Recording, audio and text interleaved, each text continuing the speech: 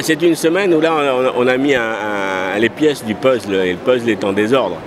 Et il est même très complexe, et je pense que la venue des chefs d'État en cette fin de deuxième semaine ne sera pas trop pour tenter de remettre en ordre ce puzzle qui quand même représente l'avenir de l'humanité.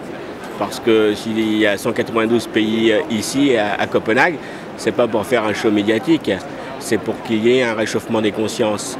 Les tensions et les crispations sont de plus en plus vives, de plus en plus fortes, sur à la fois la nature juridique du traité qui sortira de Copenhague, sur les objectifs de réduction des émissions des pays industrialisés.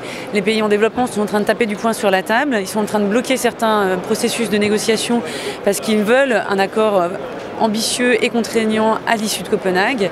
Et donc voilà, à quelques heures de l'arrivée de tous les ministres, les tensions sont très très vives et les blocages possibles. C'est très difficile de dire où on en est puisqu'en fait rien n'avance. Et rien n'avance, je dirais presque que reculer est en train de se passer, on est en train de reculer.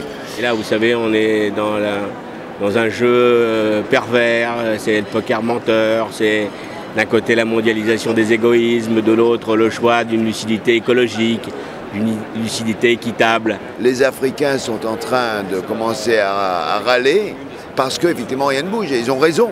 Aujourd'hui, les pays du Sud ont l'impression d'être les dindons de la force et les grands pays sont en train de s'amuser. Et puis n'oublions pas qu'il y a une présidence danoise ici à Copenhague. Et n'oublions pas que les Américains ont la main encore sur cette présidence. Jusqu'à présent, l'Europe a quand même été leader sur la question des changements climatiques. Aujourd'hui, elle est en train de complètement changer de stratégie. Elle est sur une position sur ses objectifs de réduction d'émissions de gaz à effet de serre qui date de mars 2007, qui est complètement poussiéreuse. Et elle refuse de bouger, elle refuse de choisir son camp. Et on a des craintes que, du coup, elle ne joue pas son rôle dans la négociation et qu'elle s'aligne sur les États-Unis pour un accord qui ne sera pas du tout à la hauteur du défi climatique. Écoutez, une négociation, c'est pas Alice au pays des merveilles. Donc l'Europe, elle est pleine de contradictions. L'Europe, elle reste à faire.